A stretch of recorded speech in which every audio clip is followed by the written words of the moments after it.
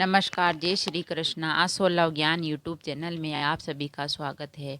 आज हम आपको एक शिक्षाप्रद कहानी सुनाएंगे, आपसी लड़ाई का फल। एक शेर और एक चीता। किसी जंगल में एक शेर और एक चीता रहता था। वैसे तो शेर बहुत बलवान होता है, किंतु वह शेर बूढ़ा हो गया था। उससे दौड़ा कम जाता था। चीता मोटा और बलवान था।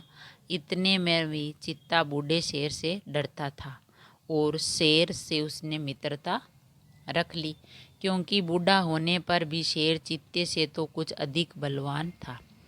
एक बार कई दिनों तक शेर और चीते में से किसी को कोई शिकार नहीं मिला। दोनों बहुत भूखे थे। उन्होंने देखा कि एक छोटा सा हिरण पास में ही चर रहा है। चीते ने शेर से कहा, मैं हिरण को पकड़ता हूँ, लेकिन आप उस नाले के ऊपर बैठ जाएं, जिससे हिरण नाले में भागकर छिप ना सके। शेर नाले पर बैठ गया। चीते ने हिरण को दौड़कर पकड़ लिया और मार डाला, लेकिन हिरण बहुत छोटा था। उससे दोनों में से किसी एक की ही भूख मिट सकती थी। दोनों भूखे थे, इसलिए दोनों के मन में लालच आ गया। चीता कहने लगा, हिरण को मैंने अकेले मारा है, इसीलिए मैं ही खाऊंगा। शेर बोला, मैं जंगल का राजा हूँ, हिरण मैं खाऊंगा। तुम तो दौड़ सकते हो, दौड़कर दूसरा शिकार पकड़ो। दोनों झगड़ा करने लगे। झगड़ा बढ़ गया। वे आपस में दांत और पंजों से लड़ने लगे। झाड़ी में छिपा एक शियार ये सब बातें देख रहा था।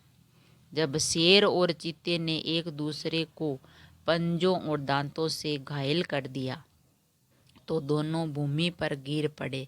तो शियार झाड़ी से निकला। वह हिरण को घसीटकर झाड़ी में ले गया और खाने लगा। शेर और चीते में से कोई भी उठ नहीं सकता था। वे देखते ही रह गए। जब दो व्यक्ति किसी वस्तु के लिए लड़ने लगते हैं, तो उन दोनों की हानि होती है।